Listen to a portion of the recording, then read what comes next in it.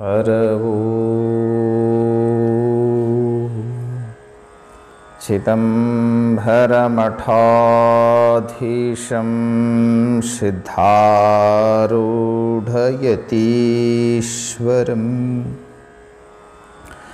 शिष्यप्रशिष्यरूपेण बोधकं गुरुमाश्रये। यदङ्घ्रिकमलद्वन्द्वं तापत्रयनिवारकं शान्तेकपदं देवं सिद्धारूढमहं भजे। सिद्धारूढमहं भजे। ಸ್ವಾನುಭಾವದ ನೆಲೆಯ ನಾನೇನ ಬಲ್ಲನೈ, ನೀನೇ ಬಳಪಕ್ಕು ಏನ ನುಡಿಸಿದೊಡದನೆ ನಾನುಡಿಪೆ ಗುರುವೇ ಕೃಪೆಯಾಗು. ಪರಮ ಪೂಜ್ಯ ಪ್ರಾತಸ್ಮರಣೀಯ ಸದ್ಗುರುದೇವನ ಶ್ರೀಚರಣಗಳಲ್ಲಿ ಭಕ್ತಿ ಪುರಸ್ಸರ ಪ್ರಣಾಮಗಳನ್ನು ಸಮರ್ಪಿಸಿ, ಮಹಾಮಹಿಮಾ ಪುರುಷ ಮಂತ್ರಪುರುಷ ಜಗದೋದ್ಧಾರಕ ಶಿವಾವತಾರಿ ನಿಗಮಾಗಮ ಸಮನ್ವಯ ಸೂತ್ರಿ ಪರಮಾಚಾರ್ಯ ಪರಮ ಸದ್ಗುರುವರ್ಯ ಸದ್ಗುರು ಸಿದ್ಧಾರೂಢ ಮಹಾಸ್ವಾಮೀಜಿಯವರ ಶ್ರೀಚರಣಗಳಲ್ಲಿ ನಮಸ್ಕರಿಸಿ, ಬಸವಾದಿ ಶಿವಶರಣರನ್ನು ಸ್ಮರಿಸಿ, ಪರಾತ್ಪರವಪ್ಪ ಚಿತ್ತು ತನ್ನಿರವೆಂದು ನಿಜವ ನರಿದ ನಿಜವ ನರುಹಿದ ನಿಜವ ಬೆರೆದ ಶ್ರೀಮನ್ನಿಜಗುಣ ಶಿವಯೋಗಿ ವರ್ಯರ ಶ್ರೀಚರಣಗಳಲ್ಲಿ ವಕ್ಷೋಲಲಾಟಗಳಿಂದ ಅಭಿವಂದಿಸಿ, ಜಗತ್ತಿನ ಎಲ್ಲ ಮಹಾಪುರುಷರ ಅಡಿದಾವರಂಗಳಲ್ಲಿ ಅಭಿವಂದಿಸಿ, ನಮ್ಮೆಲ್ಲರ ಅಂತರಾತ್ಮ ಸ್ವರೂಪನೆಯಾದಂಥ ಜಗದೊಡೆಯನಾದ ಶ್ರೀರಾಮಲಿಂಗೇಶ್ವರನ ಶ್ರೀಚರಣಗಳಲ್ಲಿ ನಮಸ್ಕರಿಸಿ, ಪ್ರತಿದಿನವೂ ಜರುಗುತ್ತಲಿರುವ ಸತ್ಸಂಗದಲ್ಲಿ ತಮ್ಮ ಪಾವನ ಸಾನ್ನಿಧ್ಯದಿಂದ ನಮ್ಮನ್ನೆಲ್ಲ ಪುನೀತರನ್ನಾಗಿ ಮಾಡ್ತಾ ಇರುವಂಥ ಎಲ್ಲ ಪರಮ ಪೂಜ್ಯರಿಗೂ ಹಣೆಮಣಿಯುತ್ತಾ, ಈ ಸತ್ಸಂಗದಲ್ಲಿ ಸಮಾವೇಶಗೊಂಡಂಥ ಮಾತಾಜಿಯವರಿಗೂ, ಮಹಾಜನಗಳೇ, ಮಾತೆಯರೇ, ನಿಮ್ಮೆಲ್ಲರಿಗೂ ನನ್ನ ಶರಣುಗಳನ್ನು ಸಲ್ಲಿಸ್ತಾ, ಇವತ್ತಿನ ತಾತ್ವಿಕ ಚಿಂತನೆಯನ್ನು ಆರಂಭ ಮಾಡುವ. ತನುವಿದ ನುಳಿದಿಂದ್ರಜಾಲದಾಟಗಳುಂಟೆ. ಶ್ರೀಮನ್ನಿಜಗುಣ ಶಿವಯೋಗಗಳಿಂದ ವಿರಚಿತವಾಗಿರತಕ್ಕಂಥ ಕೈವಲ್ಯ ಪದ್ಧತಿ ಗ್ರಂಥದ ನೀತಿ ಕ್ರಿಯಾಚಾರ್ಯ ಸ್ಥಳದ 3ನೇ ಪದ್ಯದ 1ನೇ ಚರಣ.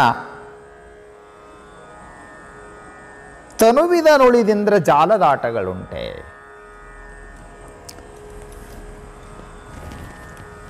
ತನುವಿದನು ಉಳಿದು ಈ ಶರೀರವನ್ನು ಬಿಟ್ಟುಕೊಟ್ಟು ಇಂದ್ರಜಾಲದ ಆಟಗಳುಂಟೆ. ಮತ್ತೆ ಇಂದ್ರಜಾಲದ ಆಟಗಳು ಮ್ಯಾಜಿಕ್, ಏನು ಮ್ಯಾಜಿಕ್ ಮಾಡಿ ತೋರಿಸ್ತಾರೆ ಈ ಮ್ಯಾಜಿಷಿಯನ್.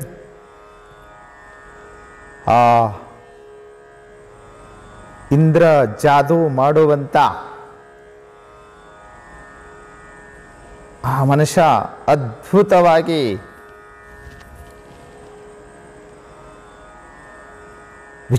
ವಿಚಿತ್ರವಾಗಿರತಕ್ಕಂತಹ ಆಟಗಳನ್ನು ಮಾಡಿ ತೋರಿಸ್ತಾನೆ.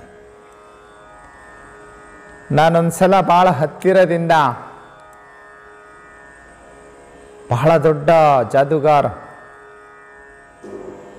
ಮ್ಯಾಜಿಷಿಯನ್ ನೋಡಿರ್ತಕ್ಕಂಥದ್ದು ಅಂದರೆ ಗವಿಮಠದ ಅಪ್ಪಗಳು ಕಾರ್ಯಕ್ರಮಕ್ಕೆ ನಮ್ಮನ್ನು ಆಮಂತ್ರಿಸಿದ್ರು. ನಮ್ಮ ನಾಡಿನಲ್ಲಿ ಬಹಳ ದೊಡ್ಡ ಮಠ ಗವಿಮಠ. ಸಭೆಯಲ್ಲಿ 2 ಲಕ್ಷ ಜನ ಇರ್ತದೆ. Pin of silence. ಇಷ್ಟು ಕ್ವಾಯಿಟ್ ಆಗಿ ಏನ್ರಿ ಅವರು ಶಾಂತವಾಗಿ ಕೂತ್ಕೊಂಡಿರ್ತಾರೆ.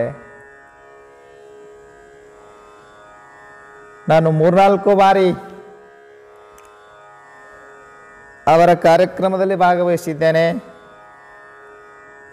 ಒಂದು ಸಲ ಒಬ್ಬ ಜಾದೂಗಾರನ ಕರೆಸಿದರು. ಆತ ಬಹಳ ವಿಚಿತ್ರವಾಗಿರ್ತಕ್ಕಂಥ ಆಟಗಳನ್ನು ಮಾಡಿ ತೋರಿಸ್ತಾ ಇದ್ದ. ತಾವು ಎಲ್ಲ ನೋಡಿರ್ತೀರಿ, ಟಿ ವಿ ಪ್ರೋಗ್ರಾಮ್ಗಳಲ್ಲಿ ಕೂಡ ನೋಡಿರ್ತೀರಿ. ಎಷ್ಟು ವಿಚಿತ್ರ ವಿಚಿತ್ರ ಆಟಗಳನ್ನ ಮಾಡಿ ತೋರಿಸ್ತಾನೆ. ಇವತ್ತಿನ ಒಯ್ದು ಗಿಳಿನ ಮಾಡ್ತಾನೆ, ಗಿಳಿನ ಒಯ್ದು ಇವತ್ತಿನ ಮಾಡ್ತಾನೆ. ಗಾಬರಿಯಾಗಿ ನೋಡ್ತೀವಿ ನಾವು. ಎಂಥ ಆಶ್ಚರ್ಯ ರೀ ಇದು ಅನಿಸ್ತದ ನಮಗೆ. ಚೀನಾ ದೇಶದೊಳಗ ಒಬ್ಬ ಜಾದೂಗಾರ ಇದ್ದ, ಹೂದುನಿ ಅಂತ ಆತನ ಹೆಸರು. ಹೂದುನಿ ಎಷ್ಟು ಪ್ರಸಿದ್ಧ ಇದ್ದ ಅಂದರೆ ಜಗತ್ ಪ್ರಸಿದ್ಧ ಜಾದೂಗಾರ ಆತ. ಅವನಿಗೆ ಯಾವ ರೀತಿ ಬಂಧಿಸಿಟ್ರೂ ಅವ ಬಂಧನದಿಂದ ಬಿಡುಗಡೆ ಮಾಡ್ಕೊಂಡ್ಬರ್ತಿದ್ದ. ಅವನು ಬಹಳಷ್ಟು ಆಟಗಳನ್ನ ತೋರಿಸ್ತಿದ್ದ. ಅದರಲ್ಲಿ ಬಹಳ ಮುಖ್ಯವಾದಂಥ ಐಟಮ್ ಅಂತಂದರೆ, ಅವನಿಗೆ ಕಾಲುಗಳಿಗೆ ಕೋಳಗಳನ್ನು ತೊಡಿಸಿ, ಕೈಗಳಿಗೆ ಕೋಳಗಳನ್ನು ತೊಡಿಸಿ, ಸರಪಳಿಯಿಂದ ಅವನನ್ನು ಕಟ್ಟಿ ಹಾಕಿ, ಅವನ ಒಂದು ಪೆಟ್ಟಿಗೆಯೊಳಗಿಟ್ಟು ಮತ್ತು ಅದಕ್ಕೆ ಕೀಲಿ ಹಾಕಿ, ಮತ್ತು ಅದರೊಳಗೆ ಅದು ಇನ್ನೊಂದು ಪೆಟ್ಟಿಗೆಯೊಳಗೆ ಇಟ್ಟು ಅದಕ್ಕೆ ಕೀಲಿ ಹಾಕಿ, ಕೋಲಿಯೊಳಗಿಟ್ಟು ಇವರು ಹೊರಗಡೆ ಬಂದು ಕೋಲಿ ಕೀಲಿ ಹಾಕ್ಬೇಕನ್ನೋದ್ರಾಗನ ಅವ್ರ ಬೆನ್ನಿಂದ ಬಂದು ಅವ್ರ ಬೆನ್ನು ಬಡಿತಿದ್ದೆ, ಯಾಕೆ ಕೀಲಿ ಹಾಕ್ತೀರಂತ ಹೇಳಿ. ಇಂಥ ಪ್ರಸಿದ್ಧ ಜಾದೂಗಾರ ಇದ್ದವ. ಆ ರಾಷ್ಟ್ರವನ್ನು ಬಿಟ್ಟುಕೊಳ್ಳಿಲ್ಲ. ಕೊನೆಗೆ ಅವನ ಅಂತಿಮ ಅವಸ್ಥೆಯಲ್ಲಿ ಈ ಪತ್ರಕರ್ತರು ಕೇಳಿದ್ರು, ಇಷ್ಟೆಲ್ಲ ಬಂಧನದಾಗಿಟ್ರು ನೀವು ಇವನ್ನೆಲ್ಲ ಹೆಂಗೆ ಬಿಚ್ಕೊಂತೀರಿ? ನಮ್ಮೆದುರಿಗೆ ಕೈ ತೋಳುಗಳನ್ನು ತೊಡಿಸಿ ಕೀಲಿ ಹಾಕಿ ನಮ್ಮ ಕೈಗೆ ಕೊಡ್ತಾರೆ. ನಿಮ್ಮನ್ನೆಲ್ಲ ಚೆಕಪ್ ಮಾಡಿಬಿಟ್ಟಿರ್ತೀವಿ ನಾವು. ಕಾಲುಗಳಿಗೆ ಕೋಳಗಳನ್ನು ಹಾಕಲಾಗ್ತದೆ, ಕೈಗಳಿಗೆ ಬೇಡೆಗಳನ್ನು ಹಾಕಲಾಗ್ತದೆ. ತಾಯಿ ಹೊಟ್ಟೆಯಲ್ಲಿ ಮಗು ಹೇಗಿರ್ತದೋ ಆ ರೀತಿಯಾಗಿ ಸರಪಳಿಗಳಿಂದ ಕಟ್ಟಿ ಬಂಧಿಸಲಾಗ್ತದೆ. ನಿಮ್ಮನ್ನು ಇಷ್ಟೆಲ್ಲ ಬಂಧಿಸಿ ಕೋಲಿಯೊಳಗಿಟ್ರು ಬಿಚ್ಕೊಂಡ್ಬರ್ತಿರಲ್ಲ ಹೆಂಗೆ ಅಂದರೆ, ಅದೇನು ದೊಡ್ಡ ಮಾತು.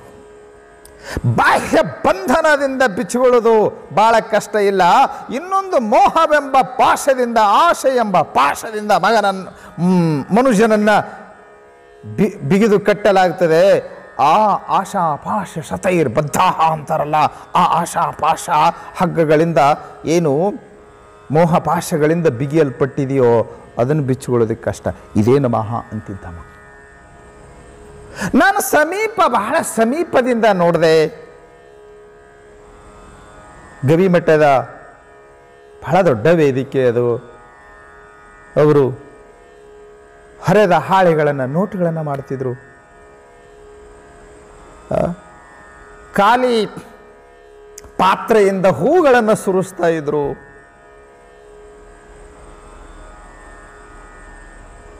ಯುವತಿಯನ್ನು ಒಯ್ದು ಪಕ್ಷಿಯನ್ನಾಗಿ ಮಾಡ್ತಿದ್ರು, ಪಕ್ಷಿಯನ್ನು ಒಯ್ದು ಯುವತಿಯನ್ನಾಗಿ ಮಾಡ್ತಿದ್ರು. ಇವನ್ನೆಲ್ಲ ನೋಡ್ತಾ ಇದ್ರೆ ಆಶ್ಚರ್ಯವೋ ಆಶ್ಚರ್ಯ ಅನ್ನಿಸ್ತಿತ್ತು. ಗಾಬರಿಯಾಗಿ ನಾವು ನೋಡ್ತಾ ಇದ್ದೆವು. ಆದರೆ ಶ್ರೀಮನ್ ನಿಜಗುಣ ಶಿವಗಳಂತಾರ, ನಿಮಗೆ ಈ ಇಂದ್ರಜಾಲದ ಆಟಗಳ ನೋಡಿ ಆಶ್ಚರ್ಯ ಅನಿಸೋದಲ್ಲ, ಶರೀರ ನೋಡಿ ನಿಮಗೆ ಆಶ್ಚರ್ಯ ಅನಿಸಿಲ್ಲೇನು ಅಂದ್ರೆ ಅವರು ಶರೀರ ಎಂಥ ಆಶ್ಚರ್ಯ ಐತಿ. ಒಮ್ಮೆರ ವಿಚಾರ ಮಾಡಿರಿ, ನಿಮ್ಮ ಶರೀರವನ್ನು ಕುರಿತು ವಿಚಾರ ಮಾಡಿರಿ. ಅದಕ್ಕೆ ಏನಂತಾರೆ ಶ್ರೀಮನ್ ನಿಜಗುಣ ಶಿವಯೋಗಳು, ತನುವಿದ ನುಳಿದು ಇಂದ್ರಜಾಲದ ಆಟಗಳುಂಟೆ. ಶರೀರಕ್ಕೆ ತನು ಅಂದಾರ ನೋಡ್ರಿ, ತನು ವಿಸ್ತಾರೆ. ಇದು ಶರೀರ ನೋಡಿ. ಶರೀರ ಅಂತ ಯಾಕಂತಾರೆ ಗೊತ್ತೇನ್ರಿ? ಶರೀರ ಅಂದರೆ ಶೀರ್ಯತೆ ಇತಿ ಶರೀರ. ಸ್ವರಿಗೆ ಹೋಗಿ ಒಂದು ದಿನ ಸ್ವರಗಿ ಒಂದು ದಿನ ಇಲ್ಲದಂತಾಗ್ತದೆ, ಸ್ವರಗಿ ಸಾಯ್ತದೆ. ಆದ್ದರಿಂದ ಇದಕ್ಕೆ ಶರೀರ ಅಂತ ಕರೆದದ್ದು. ಶೀರ್ಯತೆ ಇತಿ ಶರೀರ. ತನು ವಿಸ್ತಾರೆ, ಇದು ಬಾಲ್ಯದಿಂದ ಬೆಳೀತಾ ಬೆಳೀತಾ ಹೋಗುತ್ತದೆ. ಅಸ್ತಿ ಜಾಯತೆ ಪರಿಣಾಮತೆ ವರ್ಧತೆ ಅಪಕ್ಷೀಯತೆ ತಪ್ಪದೆ ಕೆಡುವ ವಿನಶ್ಯತಿಯೊಂದು. ಷಡ್ಭಾವ ವಿಕಾರಗಳಿಂದ ಕೂಡಿರತಕ್ಕಂಥದ್ದು. 40 ವರ್ಷ ತನಕ ಬೆಳೆಯುತ್ತದೆ. ಶಿಶು ಇದ್ದದ್ದು ಹುಡುಗ ಆಗ್ತದೆ, ಹುಡುಗಾಗಿ ಯುವಕ ಆಗ್ತದೆ,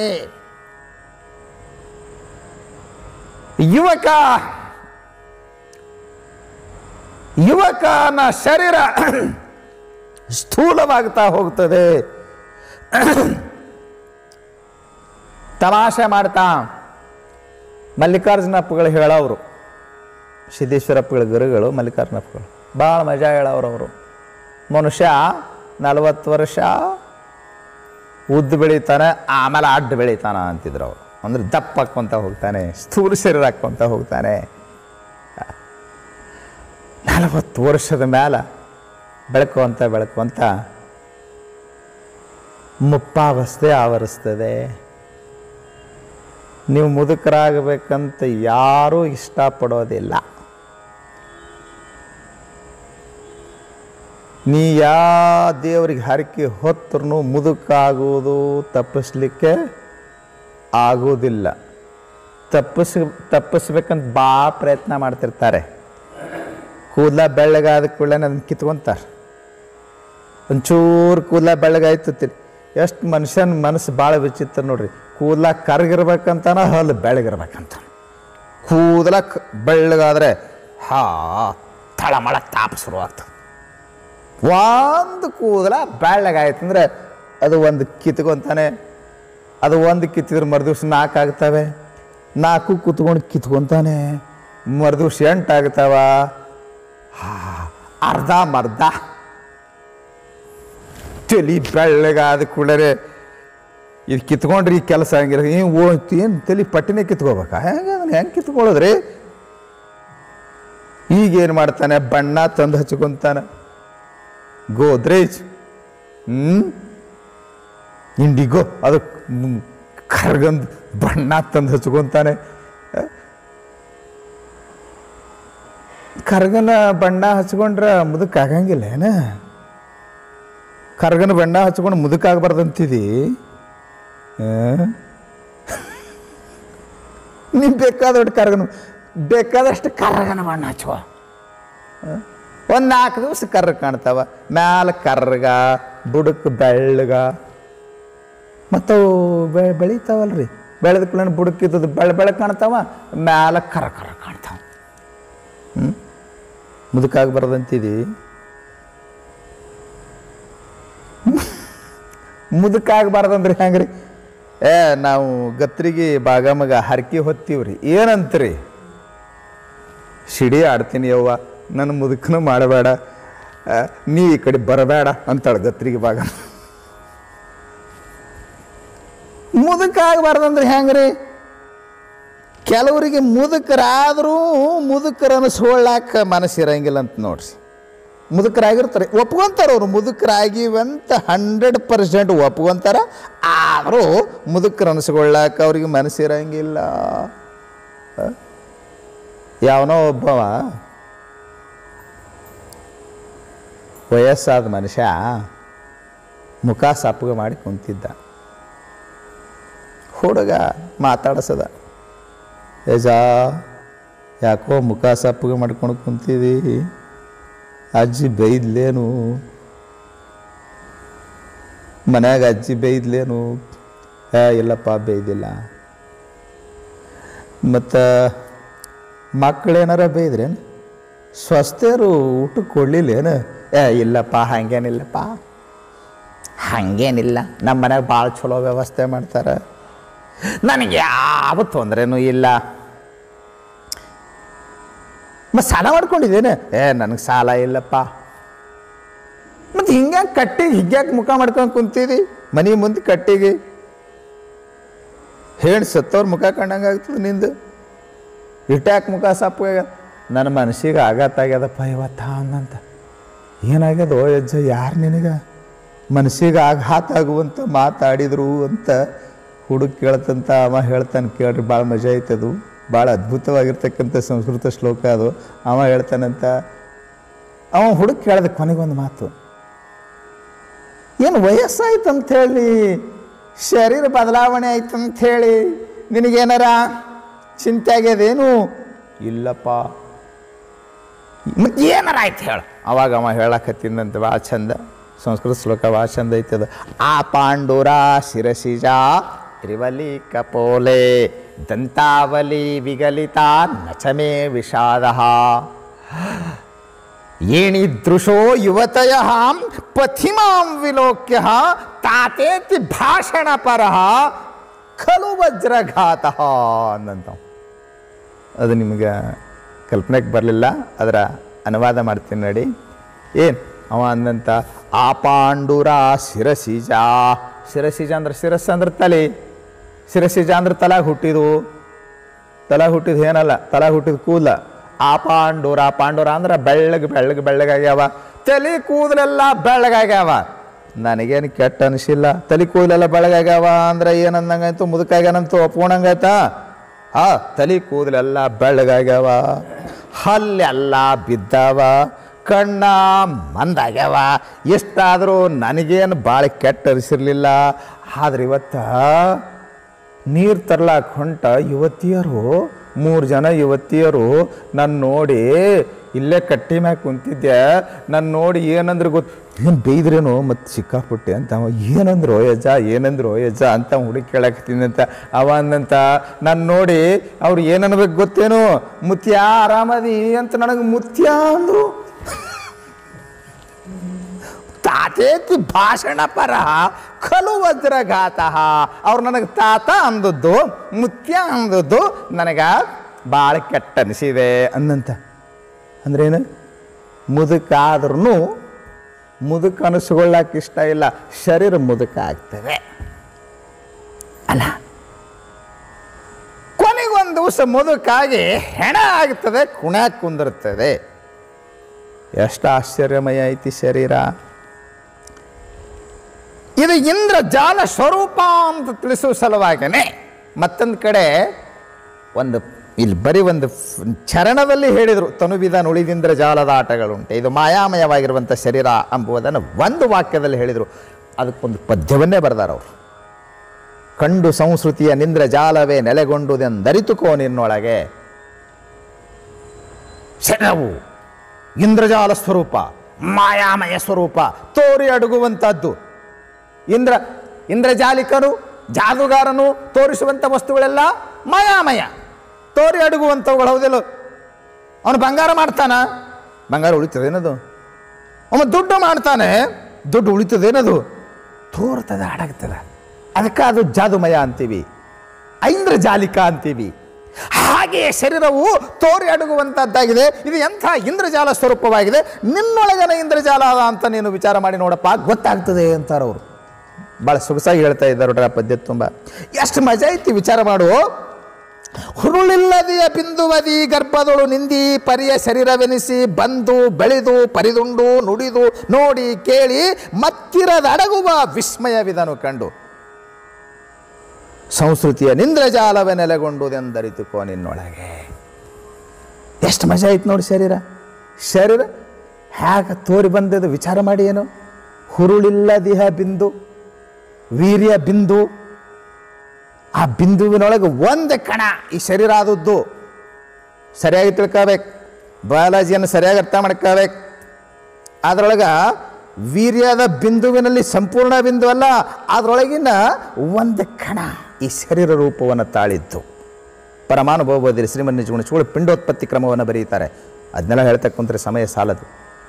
ಗರ್ಭೋಪನಿಷತ್ತಿನಲ್ಲಿ ಪಿಂಡೋತ್ಪತ್ತಿ ಹೇಗಾಗ್ತದೆ, ಶರೀರದ ಉತ್ಪತ್ತಿ ಹೇಗಾಗ್ತದೆ ಅದ್ಭುತವಾಗಿ ನಿರೂಪಣೆ ಮಾಡಿದ್ದಾರೆ, ಸೈಂಟಿಫಿಕ್ ಆಗಿ ನಿರೂಪಣೆ ಮಾಡಿದ್ದಾರೆ.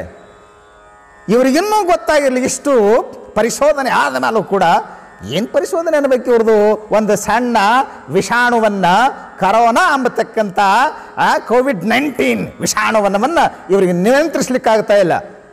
ಅವತ್ತು ಯಾವ ಸಲಕರಣೆಗಳು ಇಲ್ಲದಂಥ ಆ ಸಂದರ್ಭದಲ್ಲಿ ನಮ್ಮ ಋಷಿಗಳು ಎಷ್ಟು ಈ ಶರೀರದ ಪರಿಶೋಧನೆ ಮಾಡಿದ್ದಾರೆ ಗೊತ್ತಾ?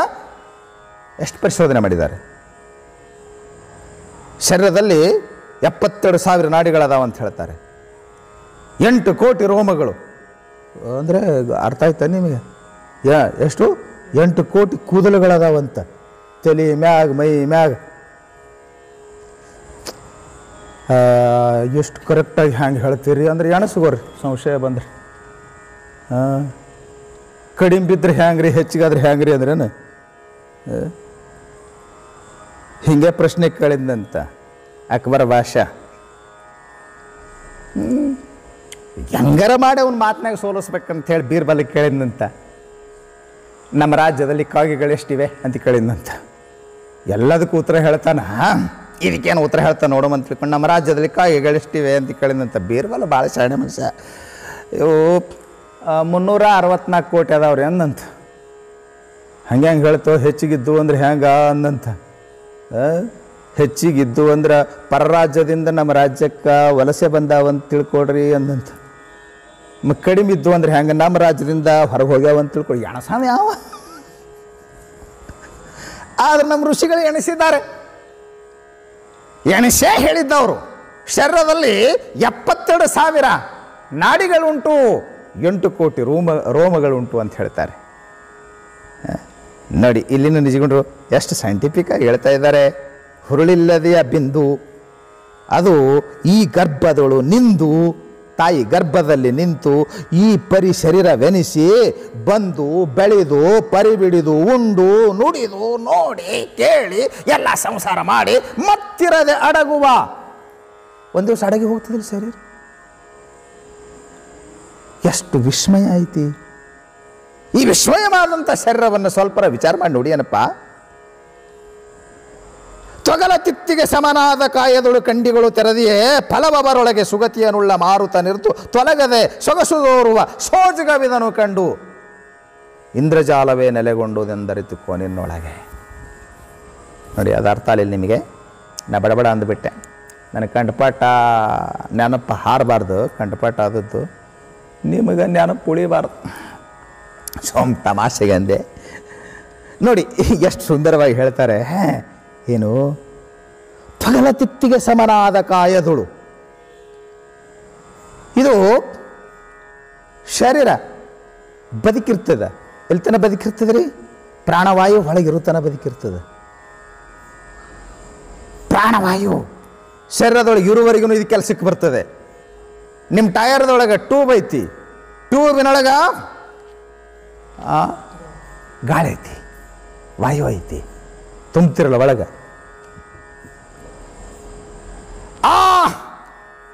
ಟ್ಯೂಬ್ ಟನ್ ಇವತ್ತು 40 ಟನ್ ಭಾರ ಹೊರತಕ್ಕಂಥ ಇನ್ನು ಹೆವಿ ವೆಹಿಕಲ್ಸ್ಗಳು ಬಂದಿವೆ. 40 ಟನ್ ಭಾರ ಹೊರ್ತದೆ. ಆದರೆ ಒಂದು ಸಣ್ಣ ಪಂಕ್ಚರ್ ಆಯಿತು ಅಂತಂದರೆ ಅದು ಕೆಲಸಕ್ಕೆ ಬರೋದಿಲ್ಲ. ಒಂದು ಸಣ್ಣ ತೂತ ಬಿದ್ದರೆ ಒಳಗೆ ಹವಾನಿಲ್ಲ, ಹಂಗಿಲ್ಲ, ಹೊರಗೆ ಹೋಗ್ತದೆ. ಪಂಕ್ಚರ್ ಆಯಿತು, ಗಾಡಿ ನಿಂತು. ಮತ್ತು ಇದನ್ನು ಪಂಕ್ಚರ್ ಆಯಿತು ಅಂದ್ರೆ ಅರ್ಥ ಆಗ್ತದಿಲ್ಲ. ಹೊರಗೆ ಗಾಳಿ ಹೋಯ್ತು, ಪ್ರಾಣ ಹೋಯ್ತು, ಪಂಕ್ಚರ್ ಆಯಿತು. ಅವಾಗ ಪಂಕ್ಚರ್ ಆಯ್ತಾರೆ ಮತ್ತು ಪ್ಯಾಸ್ ಹಚ್ಚಿ ಏನಾರ ಮಾಡ್ತಾರೆ. ಪಂಕ್ಚರ್ ಇದಕ್ಕೆ ತಿದ್ಲಕ್ಕೆ ಬರೋಂಗಿಲ್ಲ. ಇದನ್ನು ಕುಣ್ಯಾಗೆ ಕುಂದ್ರಿಸೋದು. ಆಶ್ಚರ್ಯದ ಮಾತು ಹೇಳ್ತೀನಿ ಕೇಳಿ, ನಿಜಗೊಂಡ್ರೆ ಹೇಳಿದ್ದಿಲ್ಲಿ. ಸುಗತಿಯನುಳ್ಳ ಮಾರುತ ನಿರ್ದು ತೊಲಗದೆ ಸೊಗಸು ತೋರುವ ಸೋಜಿಗವಿದನು ಕಂಡು ಅಂದ್ರವ್ರು. ಎಂಥ ಆಶ್ಚರ್ಯ ಅನ್ನಬೇಕ್ರಿ, ಎಂಥ ಆಶ್ಚರ್ಯ ಅನ್ನಬೇಕು. ಇದು ಆಶ್ಚರ್ಯ ಅನ್ಸಂಗಿಲ್ಲ ನಿಮಗೆ? ಶರೀರ ನೋಡಿ ಇದು ಒಳಗ ಪ್ರಾಣವಾಯು ಇದ್ರೇ ಕೆಲಸಕ್ಕೆ ಬರ್ತದ. ಇದು ಒಂಥರ ಟ್ಯೂಬ್ ಇದ್ದಂಗ, ಟಯರ್ದೊಳಗಿನ ಟ್ಯೂಬ್ ಇದ್ದಂಗ. ಅದಕ್ಕೆ ಒಂದು ಸಣ್ಣ ಪಂಕ್ಷರ ಆದ್ರ ಗಾಳಿ ಒಳಗೆ ನಿಂದ್ರಂಗಿಲ್ಲ. ಇದಕ್ಕೆ ಮೈ ತುಂಬ ರಂಧ್ರದಾವ. 9 ಪ್ಯಾಚ ಹಚ್ಚಲಾಕ ಬರಲಾರ್ದಂಥ ಪಂಕ್ಷರ ಆಗ್ಯಾವ. ಬಾಯಿ ನೋಡ್ರಿ, ಮೂಗ, ಕಣ್ಣ, ಇವು ಸಣ್ಣ ಸಣ್ಣ ಪಂಕ್ಷರ ಇವು. ಇದಕ್ಕೆ ಇಷ್ಟು ದೊಡ್ಡ ರಂಧ್ರಗಳದಾವ. ಗಾಳಿ ಪ್ರಾಣವಾಯು ಹೊರಗೆ ಹೋಗಂಗಿಲ್ಲ. ಹೊರಗೆ ಹೋಗಾಗ ನೀವು ಏನು ಪ್ರಯತ್ನ ಮಾಡಿದ್ರು ನಿಂದ್ರಂಗಿಲ್ಲ. ನಿಂದಿರ್ತದನ್ರಿ ಅವಾಗ. ಇಬ್ಬರು ಫ್ರೆಂಡ್ಸ್ ಕೂಡಿ ಜಾಸ್ತಿನೇ ಕುಡಿದ್ರು. ಅದ್ರಾಗ ಇನ್ನೂ ಒಬ್ಬ ಗೆಳೆಯ ಇನ್ನೂ ಜಾಸ್ತಿನೇ ಕುಡ್ದಿದ್ದ. ಅವ ಅಂದಂತ ಬಾರ್ನಿಂದ ಹೊರಗೆ ಬಂದ ಮೇಲೆ ಹೆಂಗೆಂಗೋ ಆಲಕತ್ತದು ಅಂದಂತ. ಹೆಂಗಂದ್ರೆ ಏನು ಆಲಾಗತ್ತದು? ತ್ರಾಸ ಆಲಾಗತ್ತದು. ತ್ರಾಸ ಅಂದ್ರೆ ಹೆಂಗ ಅಂದ. ತ್ರಾಸ ಅಂದ್ರೆ ಏನೋ ಸಾಯ್ತೀನಿ ನಂಗೆ ತ್ರಾಸ ಆಲಾಗತ್ತದ. ಸಾಯ್ತೀನಿ ನಂಗಂದ್ರೆ ಪ್ರಾಣ ಹೋಗ್ತದೆ ನಂದು ಅಂದಂತ. ಅದು ಹೆಂಗೆ ಹೋಗ್ತದೆ? ನನ್ನಂತ ಗೆಳೆಯ ನಿನ್ನ ಹತ್ರ ಇರೋ ಹೊತ್ತಿನಾಗ ಪ್ರಾಣವಾಯು ಹೋದ್ರೆ ಕಣ್ಣು ಮೂಗಿನಿಂದ ಹೋಗ್ಬೇಕು, ಬಾಯಿಂದ ಹೋಗ್ಬೇಕು, ಕಣ್ಣಿಂದ ಹೋಗ್ಬೇಕು. ಅಷ್ಟು ಮುಚ್ಚುತ್ತೀನಿ ನಾನು. ಯಾಕಡಿಂದ ಹೋಗ್ತು ನೋಡೋಮಂತ ತಿಳ್ಕೊಂಡು ಬಾಯಿ ಮೂಗ ಒತ್ತಿ ಹಿಡ್ದಂತ ಅದು ಪ್ರಾಣವಾಯು ಬೇಗ ಕಡೆಕಾಗಿತ್ತು. ಅದಕ್ಕೆ ಅವರಂದ್ರು, ಉದ್ಘಾಟಿತ ನವದ್ವಾರೆ ಪಂಜರೆ ವಿಹಗೋನಿಲ ಯತ್ತಿಷ್ಟತಿ ತದಾಶ್ಚರ್ಯಂ ಪ್ರಯಾಣೆ ವಿಸ್ಮಯಕೃತಃ. ನೋಡಿ, ಇದನ್ನು ಒಬ್ಬ ಮಹಾತ್ಮ ಎಷ್ಟು ಸೊಗಸಾಗಿ ಹೇಳ್ತಾ ಇದ್ದಾರೆ. ಉದ್ಘಾಟಿತ ನವದ್ವಾರೆ ಪಂಜರೆ ವಿಹಗೋನಿಲ.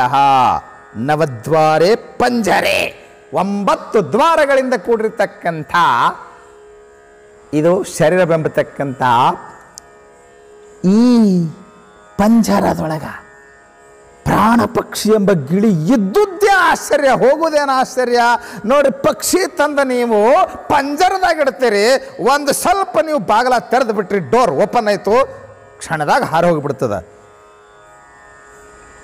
ಈ ಶರೀರವೆಂಬ ಪಂಜರದಲ್ಲಿ ಪ್ರಾಣವೆಂಬ ಪಕ್ಷಿ 80 ವರ್ಷ 100 ವರ್ಷ ಪ್ರಾಣವೆಂಬ ಪಕ್ಷಿ ಇದರೊಳಗೆ ಇರ್ತದೆ. ಅದು ಹೋಗುವ ಹೊತ್ತಿನಾಗ ನೀವು ಓಸುದ್ವಾರ ಬಂದ ಮಾಡಿದ್ರೂ ಹೊರಟು ಹೋಗ್ತದೆ. ಹೋಗುವುದೇ ಇದ್ದುದ್ದೇ ಆಶ್ಚರ್ಯ. ಹ್ಯಾಂಗೆ ಹೋಯ್ತು, ಹ್ಯಾಂಗೆ ಸತ್ತ, ಯಾಕೆ ಸತ್ತ, ಹಂಗೆ ಸತ್ತನ್ರಿ. ಭಾಳ ಮಜಾ ಹೇಳ್ತಿರ್ತಾರೆ ಕೆಲವು. ಇಬ್ರು ಕುಂತ ಚಾ ಕುಡಿದವ್ರಿ ಮುಂಜಾನೆ, ಇಬ್ರು ಕುಂತ ಸಿಗರೇಟ್ ಸೇದಿವ್ರಿ, ಎಷ್ಟು ಚಂದ ಮಾತಾಡೋದನ್ರಿ. ಹ್ಯಾಂಗೆ ಸತ್ತನ್ರಿ, ಯಾಕೆ ಸತ್ತನ್ರಿ, ಹುಚ್ಚಿ ಹ್ಯಾಂಗೆ ಬದುಕಿದ್ದ ಅನ್ನೋದೇ ಆಶ್ಚರ್ಯ ಪಡ್ಬೇಕನೆ. ಪ್ರಾಣವಾಯು ಹೋಗೋದು ಯಾಕೆ ಹೋಯ್ತು ಅಂತ ಕೇಳಿ ಏನು ಹೇಳ್ಬೇಕು? ಅದಕ್ಕೆ ಆಶ್ಚರ್ಯ ಅಲ್ವೇ? ಇದು ಪರಮ ಆಶ್ಚರ್ಯ. ಇವೆಲ್ಲವನ್ನು ಹೇಳುವುದರ ಮೂಲಕ ಏನು ಹೇಳಕ್ಕೆ ಹೊಂಟಿದ್ದಾರೆ ಶ್ರೀಮನ್ ಜೀವನ ಶಿವಯೋಗಿಗಳು ಅಂತ ಕೇಳಿದರೆ, ಶರೀರವು ಇಂದ್ರಜಾಲ ಸ್ವರೂಪವಾಗಿದೆ. ಅಂದರೆ ಇಂದ್ರಜಾಲಿಕ ವಸ್ತುಗಳು ಹೇಗೆ ಒಂದು ಕ್ಷಣ ತೋರಿ ಅಡಗುತ್ತಾವಲ್ಲ, ಹಾಗೆ ಈ ಶರೀರವೂ ಕೂಡ ಐಂದ್ರಜಾಲಿಕ ಇದು ಮಾಯಾಮಯವಾಗಿರ್ತಕ್ಕಂಥದ್ದು. ತೋರ್ಯದ ಅಡಗುತ್ತದೆ. ಇದು ಅನಿತ್ಯ, ನಶ್ವರ. ನೀರ ಬೊಬ್ಬುಳಿಕೆಗೆ ಕಬ್ಬಣದ ಕಟ್ಟುಕೊಟ್ಟು ಸುರಕ್ಷಿತ ಮಾಡುವ ಬರವ ನೋಡ. ಬಸವಣ್ಣವರು ಶರೀರ ಹೆಂಗ ನಶ್ವರ ಅಂದರೆ, ಉದಾಹರಣೆ ಕೊಟ್ಟು ಹೇಳ್ತಾರೆ, ನೀರ ಬೊಬ್ಬುಳಿಕೆಗೆ ಕಬ್ಬಣದ ಕಟ್ಟುಕೊಟ್ಟು ಸುರಕ್ಷಿತ ಮಾಡುವ ಬರವ ನೋಡ. ಅಲ್ಲಿ ನೀರ ಪ್ರವಾಹ ಬಂದಿತ್ತು, ಹೊಳೆಗೆ ಪ್ರವಾಹ ಬಂದಿತ್ತು, ಇಂಥದೊಂದು ದೊಡ್ಡ ಗುರುಳೆ ತೇಲಿ ಹೊಂಟಿತ್ತು.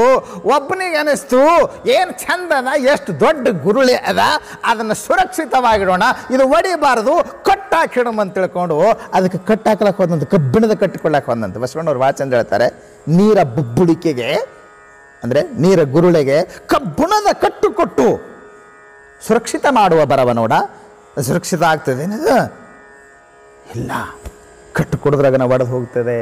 ಹಾಗೆ ಶರೀರವು ನಶ್ವರವಾಗಿರುವಂಥದ್ದಪ್ಪ.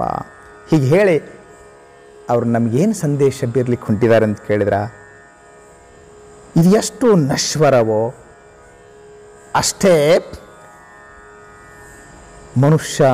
ಮನುಷ್ಯನ ಹ್ಯೂಮನ್ ಬಾಡಿ, ಈ ಶರೀರ, ಮನುಷ್ಯನ ಈ ಶರೀರವು ದೇವ ಸಾಕ್ಷಾತ್ಕಾರಕ್ಕೆ ಇದು ಅತ್ಯಂತ ಸಹಕಾರಿಯಾಗಿರುವಂಥದ್ದು. ಚನ್ನಬಸವಣ್ಣವ್ರು ಹೇಳ್ತಾರೆ, ಕಾಯದಿಂದ ಲಿಂಗ ದರ್ಶನ, ಕಾಯದಿಂದ ಜಂಗಮ ದರ್ಶನ, ಕಾಯದಿಂದ ಗುರು ದರ್ಶನ. ಕೂಡಲ ಚನ್ನಸಂಗಯ್ಯ, ಈ ಕಾಯದಲ್ಲಿ ನಿಮ್ಮನ್ನೇ ಕಂಡೆ, ಭಗವಂತನ ಅನುಭೂತಿ ಮಾಡಿಕೊಳ್ಳಲು ಈ ಮನುಷ್ಯನ ಶರೀರವು ಸಾಧಕವಾಗಿದೆ. ಕೂಡಲ ಸಂಗಮ ದೇವನೊಲಿಸ ಬಂದ ಪ್ರಸಾದ ಕಾಯ ಕೆಡಿಸಲಾಗದು ಅಂದರು. ದೇವನೊಲಿಸ ಬಂದ ಪ್ರಸಾದ ಕಾಯ. ಬ್ರಾಹ್ಮಣಸ್ಯ ದೇಹೋಯಂ ಕ್ಷುದ್ರ ಕಾಮಾಯ ನೇಷ್ಯತೆ ಕೃಚ್ಛ್ರಾಯ ತಪಸೇಚೇಯ ಪ್ರೇತ್ಯಾನಂದ ಶುಕಾಯ ಚ. ಅದನ್ನು ಉಪನಿಷತ್ ಋಷಿಗಳು ಕೂಡ ಹೇಳಿದರು.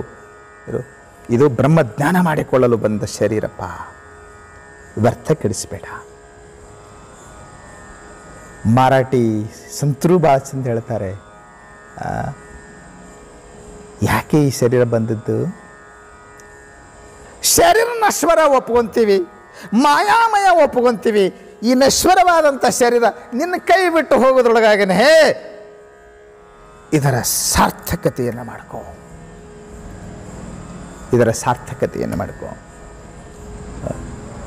ನರಜನ್ಮ ಪರಮ ಪಾವನ ಪಾಹುನಿ ನ ಸಾಧೇ ಬ್ರಹ್ಮಜ್ಞಾನ ಲಾಂಡಾ ಗಾರ್ಧವ ಜಾಣ ಪುಚ್ಛಹೀನ ದೋಪಹಿ. ಅಭಂಗ ಸಾಹಿತ್ಯವು ಬಹಳ ಅಮೋಘವಾದಂಥ ಸಾಹಿತ್ಯ. ಜಗತ್ತಿನ ಯಾವ ಮೂಲೆಯಲ್ಲೇ ಸಂತರಿರಲಿ, ಜ್ಞಾನಿಗಳಿರಲಿ, ಅವರೆಲ್ಲರ ಅನುಭವ ಒಂದೇ ರೀತಿ ಐತಿ. ನಮಗೆ ಸುಮ್ಮನೆ ಭಾಷಾಭಿಮಾನ, ಕ್ಷುಲ್ಲಕ ಭಾವನೆ, ಸಣ್ಣ ಮನಸ್ಸು. ನಾವು ಕೂಪ ಮಂಡುಕಾಗಿಬಿಟ್ಟು ಇಷ್ಟೇ ಸತ್ಯ, ಇದಿಷ್ಟೇ ಚಲೋ, ಅದಿಷ್ಟೇ ಚಲೋ. ಏನು ಅಭಂಗ ಸಾಹಿತ್ಯ ಓದಿರಿ ನೀವು, ಎಷ್ಟು ಅದ್ಭುತವಾಗಿ ಹೇಳ್ತಾರೆ ನೋಡಿ. ಇಲ್ಲಿ ಏನು ಅದ್ಭುತವಾಗಿ ಹೇಳ್ತಾ ಇದ್ದಾರೆ. ನರಜನ್ಮ ಪರಮ ಪಾವನ ಪಾವುನಿ ನ ಸಾವೆ ಬ್ರಹ್ಮಜ್ಞಾನ ಲಾಂಡಾಗ ಅರ್ಧಭಜಾಣ ಪುಚ್ಛಹೀನ ತೋಪೈ.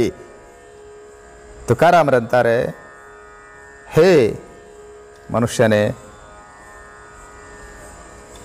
ನರಜನ್ಮ ಪರಮ ಪಾವನ. ಮನುಷ್ಯ ಜನ್ಮ ಪರಮ ಪಾವನವಾಗಿರ್ತಕ್ಕಂಥದ್ದು. ಪರಮ ಪಾವನವಾಗಿರ್ತಕ್ಕಂಥ ಮನುಷ್ಯ ಜನ್ಮ ಬಂದಾಗ ನೀನು ಬ್ರಹ್ಮಾನುಭೂತಿ ಮಾಡಿಕೊಳ್ಳಿಲ್ಲ ಅಂತಂದ್ರೆ ನೀ ಮನುಷ್ಯನೇ ಅಲ್ಲ, ಕತ್ತಿ ಅಂತ ಬೇಯಿದ್ರು ಅವರು. ಎರಡು ಕಾಲಿನ ಕತ್ತಿ, ಗಾರ್ಧಬ ಲಾಂಡ ಜಾಣ ಅಂದರು. ಪುಚ್ಚ ಈನ ದೋಪೈ, ಪುಚ್ಚ ಇಲ್ಲದ, ಬಾಲ ಇಲ್ಲದ, ಎರಡು ಕಾಲಿನ ಸ್ಪೆಷಲ್ ಕತ್ತಿ ಅಂತ ಬೇಯಿದ್ರು. ಎಂಥ ಅಪರೂಪದ ಮನುಷ್ಯ ಜನ್ಮ ಬಂದಿದೆ. ಟೈಮ್ ಪಾಸ್ ಮಾಡಬೇಡ, ಟೈಮ್ ಪಾಸ್ ಮಾಡಬೇಡ, ವ್ಯರ್ಥ ಸಮಯವನ್ನು ಹಾಳು ಮಾಡ್ಕೋಬೇಡ.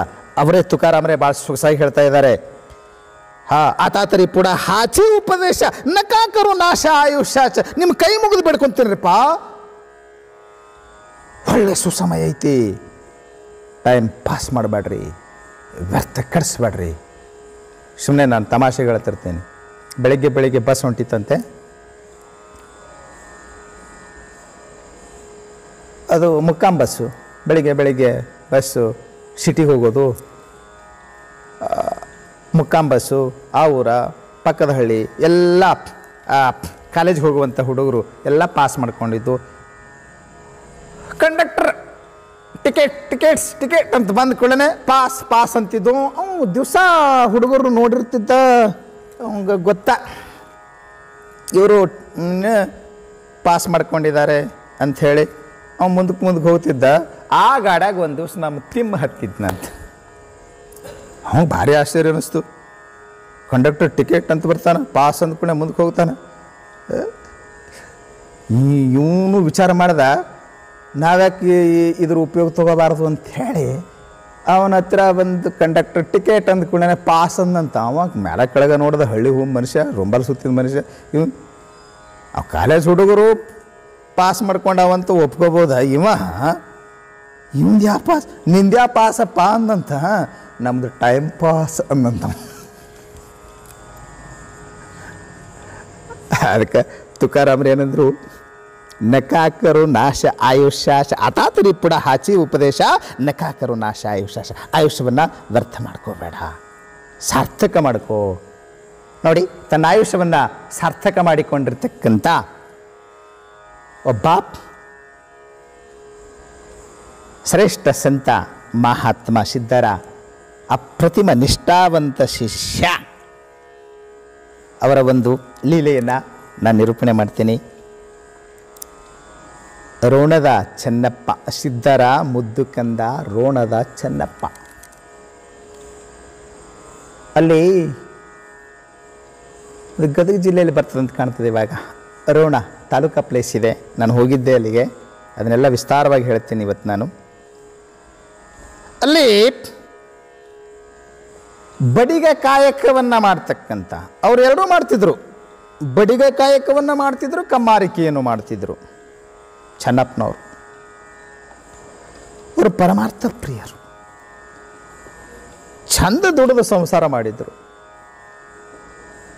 ಸಾಕಷ್ಟು ಸಂಪಾದನೆಯನ್ನು ಮಾಡಿದರು. ಊರು ಮುಂದ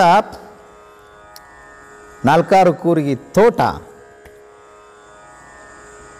60-70 ಎಕರೆ ಜಮೀನ, ಹೌದ ನಂಗೆ ಸಂಸಾರ ಮಾಡಿದರು. ಪ್ರಪಂಚ ಭಾಳ ಚಂದ ಮಾಡಿದರು.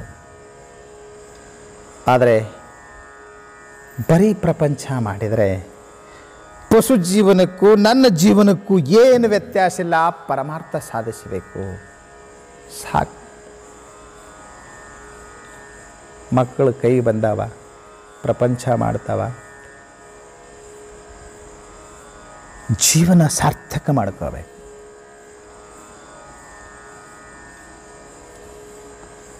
ಸಿದ್ಧಾರೂಢಪ್ಪ ಅವ್ರ ಹೆಸರು ಕೇಳಿದ್ರು. ಅವರು ತತ್ವಜ್ಞಾನವನ್ನು ಇದ್ದಕ್ಕಿದ್ದಂಗ ಬೋಧ ಮಾಡುವಾತ ಸಿದ್ಧ ಅಂತ ಕೇಳಿದ್ರ ಹೆಸರು. ರೋಣದ ಚೆನ್ನಪ್ಪನವರು ಜನ್ಮ ಸಾರ್ಥಕ ಮಾಡ್ಕೋಬೇಕಂತ ಹೇಳಿ ಹುಬ್ಬಳ್ಳಿಗೆ ಬರ್ತಾರೆ. ಸಿದ್ಧಾರೂಢರ ಸತ್ಸಂಗ ನಡೆದಿರ್ತದೆ, ಜಾತ್ರಾ ಸಮಯ ಸತ್ಸಂಗ ನಡೆದಿರ್ತದೆ. ಅನೇಕ ಜನ ಪಂಡಿತರು ಬಂದಿರ್ತಾರೆ, ಅಪ್ಪನವರು ಉಪದೇಶ ಮಾಡ್ತಿರ್ತಾರೆ. ಅವರ ಉಪದೇಶ ಕೇಳ್ತಾ ಇದ್ರ ನನ್ನ ಜನ್ಮ ಸಾರ್ಥಕ ಐತಪ್ಪ, ಎಂಥ ಪರಮಾತ್ಮ ನನಗೆ ಸಿಕ್ಕ, ಮಾತನಾಡುವ ನಡೆದಾಡುವ ಪರಮಾತ್ಮ ನನಗೆ ಸಿಕ್ಕ ಅಂತ ಬಹಳ ಆನಂದ ಆಗಿತ್ತು. ಎಂಥ ಆನಂದ ಆಗಿತ್ತು ಚೆನ್ನಪ್ಪನವ್ರಿಗೆ, ರೋಣದ ಬಡಿಗರ್ ಚೆನ್ನಪ್ಪನವ್ರಿಗೆ ಅಷ್ಟು ಆನಂದ ಆಗಿತ್ತು ಅಂತಂದರೆ ಅವರು 3 ದಿವಸ ಊಟನ ಮಾಡಿದ್ದಲ್ಲಂತ, ಅಷ್ಟು ಹೊಟ್ಟೆ ತುಂಬ ಹೋಗ್ಬಿಟ್ಟಿತ್ತು ನೋಡ್ರಿ. ಆನಂದ ಆದಾಗ ಮನುಷ್ಯನಿಗೆ ಹಸಿವೆ ನೀರಡಿಕೆಯ ಪರಿವೇ ಇರೋದಿಲ್ಲ. 3ನೇ ದಿವಸ ಬೆಳಿಗ್ಗೆ ಅವರು ಶಾಸ್ತ್ರ ಕೇಳಕ್ಕೆ ಕುಂತಾರ. ಸಿದ್ಧಾರೂಢಪ್ಪನವ್ರು ಇನ್ನೂ ಆಮೇಲೆ ಮಾತನಾಡಬೇಕು. ಮೊದಲು ಅನೇಕ ಪಂಡಿತರು ಮಾತನಾಡ್ತಾ ಇದ್ದಾರೆ. ಆಗ ಸ್ವಲ್ಪ ಅವ್ರಿಗೆ ಹೊಟ್ಟೆ ಕಸಿವಿಸಿ ಅನ್ನಿಸ್ಲಕತ್ತಿತ್ತಂತ, ಹಸಿವು ಅನ್ನಿಸ್ತು. 3ನೇ ದಿವಸಕ್ಕೆ ವಿಪರೀತ ಹೊಟ್ಟೆ ಹಸಿವು ಅನ್ನಿಸ್ಲಕತ್ತದ. ಸಿದ್ಧಾರೂಢಪ್ಪನವರು ಅವ್ರ ನಿಷ್ಠ ಪರೀಕ್ಷೆ ಮಾಡಬೇಕಂತ ಸುಮ್ಮನಿದ್ರು, ಯಾರಿಗೊತ್ತು. ಅವನ ಹೊಟ್ಟೆ ಕಸಿವಿಸಿ ಆದ್ರೆ ಸಿದ್ಧಾರೂಢಪ್ಪನ ಕಲ್ಪನೆಗೆ ಬಂತಂಥದ್ದು ಸರ್ವಜ್ಞ ಮೂರ್ತಿಗಳು ಸಿದ್ಧಾರೂಢಪ್ಪನವರು. ಈಗ ಅಪ್ಪನವ್ರು ಮಾತನಾಡ್ತಾರೆ ಅಂದ ಕೂಡಲೇ ಇನ್ನೊಬ್ಬರಿಬ್ಬರಿಗೆ ಮಾತನಾಡಲಿಕ್ಕೆ ಹೇಳ್ರಿ, ನನ್ನ ಭಕ್ತ ಹಸಿದೆ ಕುಂತಾನಂತ ಆ ಪರಮಾತ್ಮ ಹೆಂಗೆ ಗೊತ್ತಾಗಿತ್ತು ಸಿದ್ಧಾರೂಢಪ್ಪನಿಗೆ ಸರ್ವಜ್ಞ ಮೂರ್ತಿ. ಆ ಸಭಾದಾಗ ಸೀದಾ 10,000 ಮಂದಿ ಕುಳಿತುಕೊಂಡಿದ್ದಾರೆ. ಚೆನ್ನಪ್ಪನವ್ರ ಹತ್ರ ಬಂದು ಕೈ ಹಿಡಿದು, ಭಾಳ ಹಸದಿಯಪ್ಪ, 3 ದಿನದ ಊಟ ಮಾಡಿಲ್ಲ, ನಡಿ ಅಂತ ಕೈ ಹಿಡಿದು ಕರ್ಕೊಂಡು ಹೋದ್ರಂತ. ಅವನಿಗೆ ಆಶ್ಚರ್ಯವೋ ಆಶ್ಚರ್ಯ. ನಾನು ಹಸದದ್ದು ಹೇಗೆ ಈ ನಮ್ಮ ಸದ್ಗುರುನಾಥನಿಗೆ ಗೊತ್ತಾಯಿತು, ನಿಜವಾಗಿಯೂ ಇವರು ಸರ್ವಜ್ಞ ಮೂರ್ತಿಗಳು, ಈಶ್ವರೀಯ ಅವತಾರ ಇವ್ರದು ಅಂತ ಅನ್ನಿಸ್ತವ್ರಿ. ಸ್ವತಃ ಸಿದ್ಧಾರೂಢಪ್ಪನವರು ಬರ್ತಾ ಇಲ್ಲ, ಬರ್ತಾ ಇಲ್ವಾ?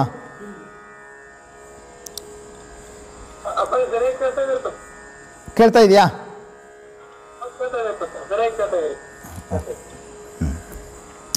ಹಾ,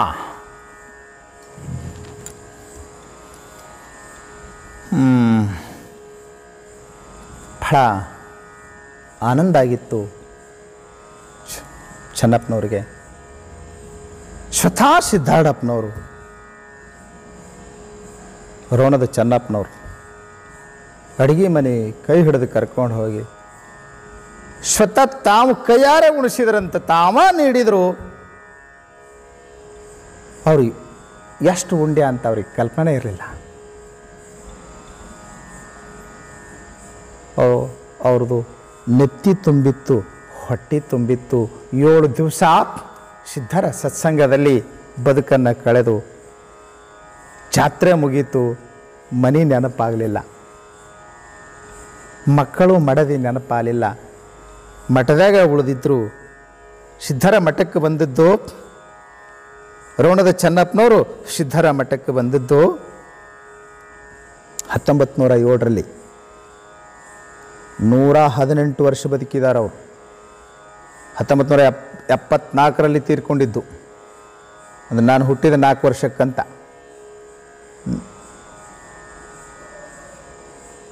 ಬಹಳ ಅದ್ಭುತ ಐತೆ ಅವ್ರ ಘಟನೆ, ಕೇಳಬೇಕು ನೀವು. ಅವರಿಗೆ ಮನೆ ನೆನಪಾಗಲಿಲ್ಲ, ಮಡದಿ ನೆನಪಾಗಲಿಲ್ಲ. ಸಿದ್ಧರ ಸಾನ್ನಿಧ್ಯ ಅಂದ್ರೆ ನಾನು ಸಾಕ್ಷಾತ್ ಕೈಲಾಸದಾಗದೀನಿ ಅಂತ ಅನ್ನಿಸ್ತಾರೆ. ಸಿದ್ಧಾರೂಢಪ್ಪನವರ ನೆನಪು ಮಾಡಿದ್ರಂತ. ಚೆನ್ನು, ಮನೆಗೆ ಹೋಗ್ಬೇಕಂತ ಅನಿಸೋದಿಲ್ಲೇನು ನಿನಗೆ? ಯಪ್ಪ, ನಿನ್ನ ಪಾದ ಬಿಟ್ಟು ನಾ ಎಲ್ಲಿಗೆ ಹೋಗಲಿ? ನಿನ್ನ ಪಾದದಲ್ಲಿ ಅಷ್ಟಾಶಷ್ಟಿ ತೀರ್ಥಂಗಗಳು ನೆಲೆಸ್ಯಾವ. ನಿನ್ನ ವಾಣಿ ಕೇಳ್ತಾ ಇದ್ರೆ ಅಮೃತ ಸುರಿದಂಗೆ ಆಗ್ತದೆ.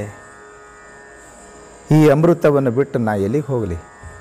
ಸಾಕ್ಷಾತ್ ಇಂದ್ರನೇ ಬಂದು ನಾನು ಇವತ್ತು ಸ್ವರ್ಗಕ್ಕೆ ಕರ್ಕೊಂಡು ಹೋಗ್ತೀನಿ ನಡಿ ಅಂದರು.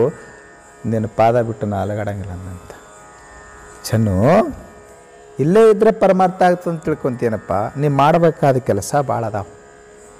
ಹೋಗು, ನಿನಗಾಗಿ ಹಳಹಳಿಸ್ತಾ ಇದ್ದಾರ. ಎಲ್ಲರೂ ಬಂದರು ಯಾಕೆ ಬರಲಿಲ್ಲ ಅಂತ ಚಿಂತೆಯೊಳಗದಾರ. ಹೋಗು, ನೀ ಅಲ್ಲಿ ಮಾಡಬೇಕಾದ ಕೆಲಸ ಭಾಳ ಅದಾವಿನ. ಪರಮಾರ್ಥ ಮಠದಾಗಿದ್ರೆ ಆಗ್ತದಂತಲ್ಲ. ಮಠದಾಗಿದ್ದವರೆಲ್ಲ ಪರಮಾರ್ಥ ಮಾಡ್ತಾರಂತ ಹಿಂಗೆ ತಿಳ್ಕೊಂಡು ಏನು ನೀನು? ಮನೆಯಾಗಿದ್ದರೂ ಪರಮಾರ್ಥ ಆಗ್ತದ. ಪರಮಾರ್ಥ ಮಾಡ್ಲಾಕ ಮನಸ್ಸು ಬೇಕು. ಮನಿ ಮಠ ಅಂತ ಲೆಕ್ಕಿಲ್ಲಪ್ಪ. ಏನು ಕೇಳಿಯಲ್ಲ, ಇದನ್ನು ಚಿಂತನೆ ಮಾಡ್ಕೊತ ಇರು. ಸಂಸಾರದಾಗ ಯಾವಾಗ ಟೈಮ್ ಸಿಗ್ತದಲ್ಲ, ಬಾ ಮಠಕ್ಕೆ. ಕರ್ತವ್ಯ ವಿಮುಖನಾಗಬೇಡ. ಇನ್ನೂ ಸಣ್ಣ ಅದಾವ ಮಕ್ಕಳು. ಹೋಗು, ಎಲ್ಲಿದ್ದರೂ ನಿನಗೆ ಸದ್ಗುರುವಿನ ಮ್ಯಾಗ ಅಪಾರ ವಿಶ್ವಾಸ ಇಡು. ಶಾಸ್ತ್ರ ಏನು ಹೇಳ್ತದೆ ಅದು ಹಂಗೆ ಬದುಕು. ಎಲ್ಲಿದ್ದರೂ ಉದ್ಧಾರ ಆಗತ್ತಿ. ಹೋಗು ಚೆನ್ನು ಅಂತ ಸಿದ್ಧಾರೂಢಪ್ಪನವ್ರು ಕಳಿಸ್ಕೊಟ್ಟು. ರೋಣದ ಚೆನ್ನಪ್ಪನವರು ಯಾವಾಗ ಸಿದ್ಧಾರೂಢಪ್ಪ ನೆನಪಾಗ್ತಾನೆ ಅವಾಗ ಓಡೋಡಿ ಬರೋರು. ಅಮಾಸಿಗೊಮ್ಮೆ ಬರೋರು, ಜಾತ್ರೆಗೆ ತಪ್ಪದೆ ಬರೋರು. ಅವರು 2010 ಯಪ್ಪ ನಮ್ಮಲ್ಲೇ ಸಪ್ತಾಹ ಮಾಡಬೇಕಂತೀವಿ, ಆಶೀರ್ವಾದ ಮಾಡಬೇಕು. ತಂದ ಏನು ದಾಸೋಹಕ್ಕೆ ತಂದು ದುಡಿದದ್ದನ್ನು ಇದು ನೋಡಿ, ಅವ ಹಿಂಗೆ ಸಂಸಾರ ಮಾಡ್ತಿದ್ದ. ಇದು ಮಡದಿ ಮಕ್ಕಳಿಗೆ, ಇದು ಸದ್ಗುರುನಾಥನ ಪರಮಾರ್ಥಕ್ಕೆ ಹಿಂಗೆ ತೆಗೆದಿಟ್ಟು ಒಂದು ಸಲ 1 ವರ್ಷದ ಸದ್ಗುರುನಾಥನ ಕಾಣಿಕೆ ತಂದು ಅರ್ಪಿಸಿದ. ಯಪ್ಪ ನಂದೊಂದು ಆಶೆ ಅದನ್ನು ಹಿಂಗೆ ಕಾಣಿಕೆ ತಂದು ಅರ್ಪಿಸೋ ಹೊತ್ನಾಗ ನಮ್ಮ ರೋಣದೊಳಗೆ ಈ ಸತ್ಸಂಗ ನಡೆಸ್ಬೇಕಂತ ನಂದು ಅಭಿಲಾಷೆ ಐತಿಯಪ್ಪ. 7 ದಿವಸ ಆ ಸತ್ಸಂಗ ನಡೆಸ್ಬೇಕಂತ ಅಭಿಲಾಷೆ ಐತಿ. ನನಗೆ ಗೊತ್ತದ ನಿಮಗೆ 7 ದಿವಸ ಬರಲಿಕ್ಕಾಗೋದಿಲ್ಲ. ಕೊನೆಗೆ 1 ದಿವಸ ದಯ ಮಾಡಿಸ್ರಿ, ನಾ ಸಪ್ತಾಹ ನಡೆಸ್ತೀನಿ ಅಂತ ಬೇಡ್ಕೊಂಡಂತ. ಅವ ಇಟ್ಟು ದಕ್ಷಿಣ ಎಲ್ಲ ಅವ್ನು ನೋಡೋದ ಹಾಕಿ ಚೆನ್ನೂ ಭಾಳ ಚಲೋ ಆಯ್ತು. ಸಪ್ತಾಹ ನಡೆಸು, ನಡಿಬೇಕು, ಎಲ್ಲ ಕಡೆ ಸತ್ಸಂಗ ನಡಿಬೇಕು, ಸತ್ಸಂಗ ನಡೆಸು. ಆದ್ರೆ ನನಗೆ ಬರ್ಲಾಕ ನೋಡ್ತೀಯಲ್ಲ, ದಿನಾ 16,000 ಜಾತ್ರೆ ಅಂತಲ್ಲ, ಎಲ್ಲ ಸಮಯದಲ್ಲಿ 16,000 ಜನ. ಬಾಂಬೆದಿಂದ ಬರ್ತಾರೆ, ದಿಲ್ಲಿಯಿಂದ ಬರ್ತಾರೆ, ಗುಜರಾತಿಂದ ಬರ್ತಾರೆ, ಎಲ್ಲ ಕಡೆ ಮಠಗಳದಾವೆ. ಎಲ್ಲ ಕಡೆಯಿಂದ ಜನ ಬರ್ತಿತ್ತು. ಗುಜರಾತ್ದಾಗ ಸಿದ್ಧಾರೂಢ ಮಠಗಳದಾವೇನ್ರಿ. ಎಲ್ಲ ಕಡೆಯಿಂದ ಬರ್ತಾರಪ್ಪ. ನಾ ಇಲ್ಲ ಅಂದ್ರೆ ನಿರಾಶೆ ಆಗ್ತದ. ನಿನಗೆ ಚಲೋ ವೇದಾಂತ ಹೇಳೋರ್ನ ಕಳಿಸ್ಕೊಡ್ತೇನೆ. ನಮ್ಮೊಳಗೆ ನಮ್ಮಲ್ಲಿ ಅವರು ಇಷ್ಟು ಚಂದ ಹೇಳ್ತಾರ. ಪಂತರು ಅಂತದಾರ ಕರ್ಮರ್ಕರ್, ಅವ್ರು ಭಾಳ ಚಲೋ ಹೇಳ್ತಾರಪ್ಪ. ಅವ್ರ ಶಾಸ್ತ್ರ ಕೇಳ್ಬೇಕು ನೀವು. ಪರಶುರಾಮ್ ಪಂತ್ ಕರ್ಮರ್ಕರ್ ಅವ್ರದ್ದು ದೊಡ್ಡ ಲೀಲಾ ಐತಿ, ಮತ್ತೊಮ್ಮೆ ಹೇಳ್ತೀನಿ, ಈಗ ಸಮಯ ಸಾಕಾಗೋದಿಲ್ಲ. ನೋಡಿ, ಅವರು ಗೃಹಸ್ಥರಾಗೇ ಎಂಥ ಸಾಧನೆ ಮಾಡಿದ್ರು. ಸಿದ್ಧಾರೂಢರ ಜೀವನ ಚರಿತ್ರೆಯನ್ನು ಮರಾಠಿಯೊಳಗೆ ಬರೆದಿದ್ದಾರೆ ಅವರು, ಪರಶುರಾಮ್ ಪಂತ್ ಕರ್ಮರ್ಕರ್ ಅಂತ. ಭಾಳ ಚಂದ. ಅವ್ರು ನೋಡಿ, ಆ ರೋಣಕ್ಕೆ ಇವ್ರ ಕಾರ್ಯಕ್ರಮಕ್ಕೆ ಹೋಗುವಾಗಲೇ ಅವ್ರದ್ದೊಂದು ಅದ್ಭುತ ಲೀಲಾ ನಡೀತದೆ. ಅದನ್ನು ಮತ್ತೆ ಸಂದರ್ಭ ಬಂದಾಗ ನಾವು ನೆನಪಿಸಿಕೊಳ್ಳೋಣ. ಅವ್ರು ಭಾಳ ಚಂದ ಹೇಳ್ತಾರ, ಅವ್ರನ್ನ ಕರ್ಕೊಂಡು ಹೋಗು, ನೀ ಸಪ್ತಾಹ ನಡೆಸು ಅಂತ 2010 ರೋಣದೊಳಗೆ ಪ್ರಪ್ರಥಮವಾಗಿ ಸಪ್ತಾಹ ಆರಂಭ ಆಗ್ತದೆ. 1910 ಪ್ರಪ್ರಥಮವಾಗಿ ರೋಣದ ಚೆನ್ನಪ್ಪನವ್ರ ಊರು ಮುಂದಿನ ಹೊಲದಾಗ ಸಪ್ತಾಹ ಆರಂಭ ಆಗ್ತದ. ಅದ್ಭುತವಾದಂಥ ಸಪ್ತಾಹ ನಡೀತದೆ. ಹುಬ್ಬಳ್ಳಿಯೊಳಗೆ ಹೆಂಗೆ ಜನ ಸೇರ್ತಿದ್ರು ಹಂಗೆ ಜನ ಸೇರ್ತಾ ಇದ್ರಂತ. ಯಾಕೆ ಪರಶುರಾಮ್ ಪಂತರು ಅಷ್ಟು ಚಂದ ಹೇಳ್ತಿದ್ರು. ದೊಡ್ಡ ವಿದ್ವಾಂಸ, ಬ್ರಾಹ್ಮಣವ, ಬಹಳ ಅದ್ಭುತವಾಗಿ ನಿರೂಪಣೆ ಮಾಡ್ತಿದ್ರು. ಬಹಳ ಜನ ನಡೀತಿದ್ರು. ಮುಂದೆ ಚೆನ್ನಪ್ಪನವರು ಏನು ಮಾಡಿದ್ರು ಸಿದ್ದಾಡಪ್ಪ ಅವ್ರಿಗೆ ತಿಳಿಸೇ ಮಾಡೋರು. ಯಪ್ಪ, ನನ್ನ ಊರು ಮುಂದಿನ 4 ಎಕರೆ ಹೊಲ ನಿನಗೆ ಮಠ ಮಾಡ್ಲಿಕ್ಕೆ ಬಿಟ್ಟು ಕೊಡ್ಬೇಕಂತ ಮಾಡೀನಿ. ಮಾಡಪ್ಪ, ಭಾಳ ಚಲೋ ಆಗ್ತದೆ. ಮಠ ಕಟ್ಟಿದ್ರು. ಯಪ್ಪ, ನಾವೊಂದು ತೇರು ಎಳೆದು ಜಾತ್ರೆ ಮಾಡ್ಬೇಕಂತೀನಿ. ತೇರೇ ಇಲ್ಲ, ಹೆಂಗೆ ಮಾಡ್ತೀಯೋ ಅಂದರು. ನೀನು ಆಶೀರ್ವಾದ ಮಾಡಿದ್ರಿ, ಏನು ದೊಡ್ಡ ಮಾತಪ್ಪ, ತೇರು ಮಾಡೋದು, ಸ್ವತಃ ನಾ ಬಡಿಗೆ ಇದ್ದೀನಿ ಅಂತಂದ.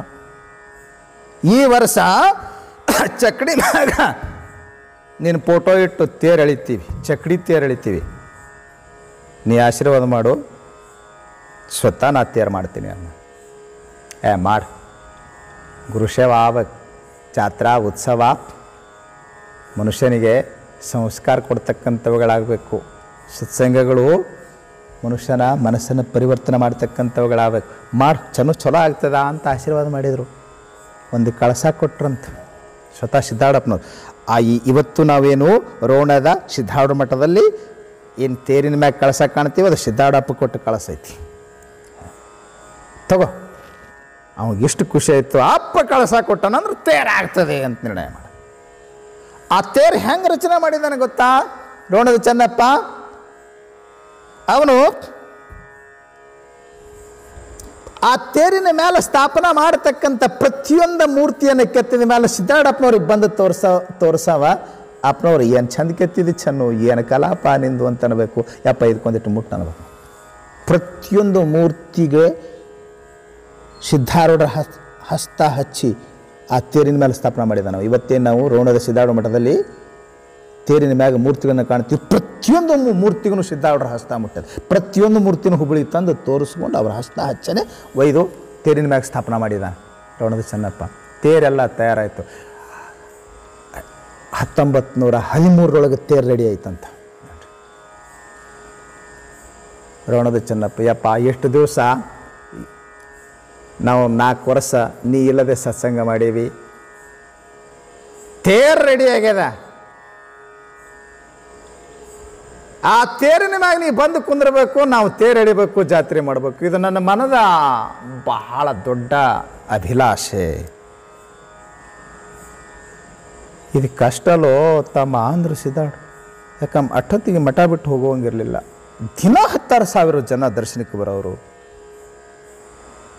ಯಪ್ಪ, ನೀ ಬರಲೇಬೇಕು, ನೀ ಬರಿಲಾರ್ದ ನಾ ಬರಲಾರ್ದ ತೇರು ಎಳಂಗಿಲ್ಲ. ನಿನಗೆ ಯಾವಾಗ ಟೈಮ್ ಸಿಗ್ತದ, ನೀ ಯಾವಾಗ ಬರ್ತೀನಂತಿ, ನಾ ಅವಾಗ ಜಾತ್ರೆ ಮಾಡ್ತೀನಿ ಅಂತ ಹಠ ಹಿಡ್ಕೊಂಡು ಕುಂತ. 3 ದಿವಸ ಉಪವಾಸ ಕುಂತನಂತ. ನೀ ಟೈಮ್ ಕೊಡಲಿಲ್ಲ ಅಂದ್ರೆ ನಾ ಮಠ ಬಿಟ್ಟ ಹೋಗೋದಿಲ್ಲ ಅಂತ. ಮಠನೂ ಬಿಟ್ಟು ಹೋಗಂಗಿಲ್ಲ, ನಾ ನೀರು ಕುಡಿಯಂಗಿಲ್ಲ ಅಂತ ಕುಂತಾಗ ಸಿದ್ದಾಡಪ್ಪನವ್ರಿಗೆ ಧರ್ಮ ಸಂಕಟ ಆಯಿತು.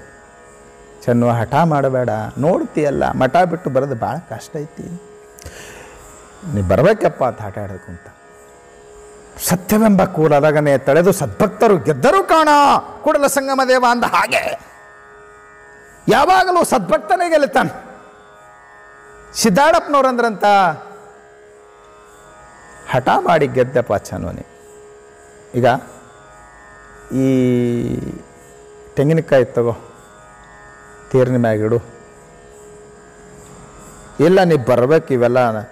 ಇಲ್ಲ, ನಿನ್ನ ಭಾವ ಈಡೇರಿಸ್ತಾನೆ, ನಿನ್ನ ಭಾವ ಭಾಳ ಚಲೋ ಐತಿ, ಸದ್ಗುರುನಾಥ ನಿನ್ನ ಆಶಯ ಈಡೇರಿಸ್ತಾನೆ ಹೋಗು ಅಂತ ಹೇಳಿ ಕಳಿಸಿದ್ರಂತ. ಅವ ಸಿದ್ದಾಡಪ್ಪನವ್ರು ಸಾಕ್ಷಾತ್ ಬರ್ತಾರಂತ ಹೇಳೇನೆ ಪ್ರಚಾರ ಮಾಡ್ದ. ಭಯಂಕರ ಜನ ಸೇರಿತ್ತು.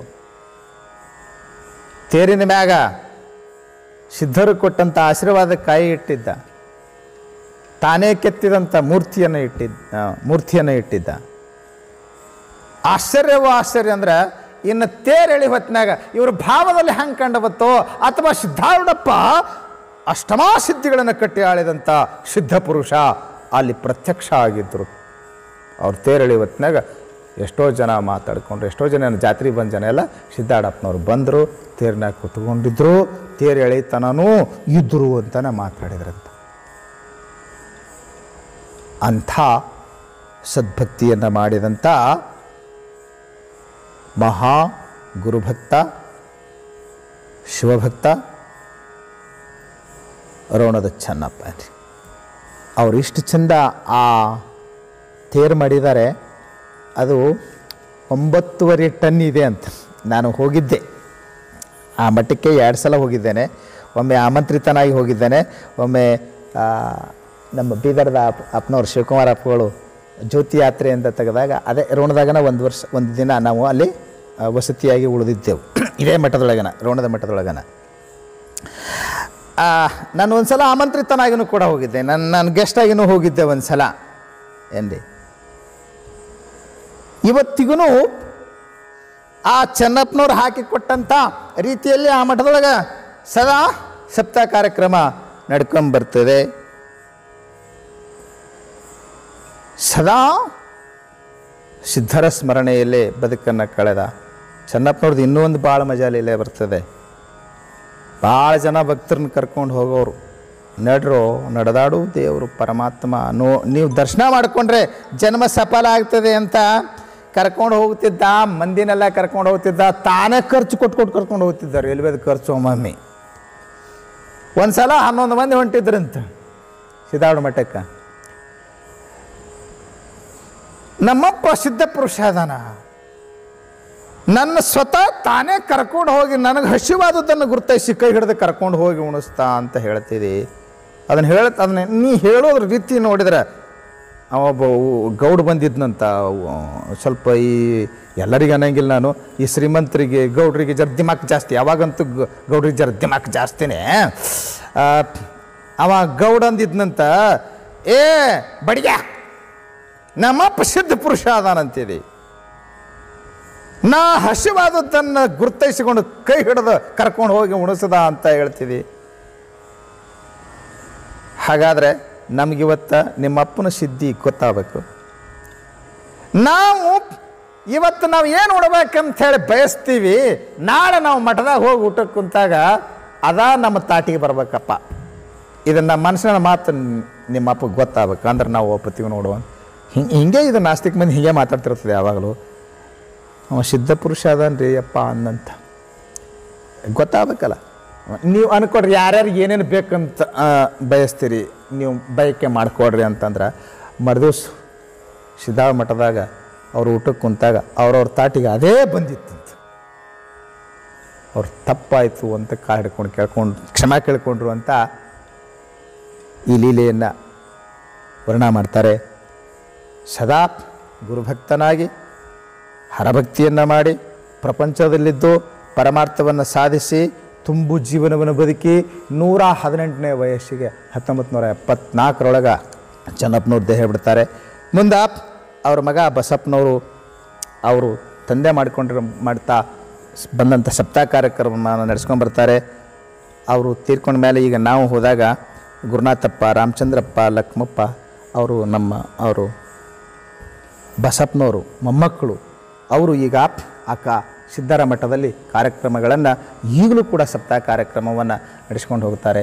ಇಂಥ ಅಪಾರ ಮಹಿಮಾ ಪುರುಷ ಸಿದ್ದಾರೂಢಪ್ಪ, ಅವನ ಸತ್ಕೃಪೆ ನಮ್ಮೆಲ್ಲರಿಗೂ ಆಗಲಿ ಅಂತ ಮಹಾಗುರುವಿನಲ್ಲಿ ಪ್ರಾರ್ಥನೆ ಮಾಡ್ತಾ ನನ್ನ ಮಾತು ಮುಗಿಸ್ತಾ ಇದ್ದೇನೆ. ಹರ ಓಂ ತತ್ಸತ್.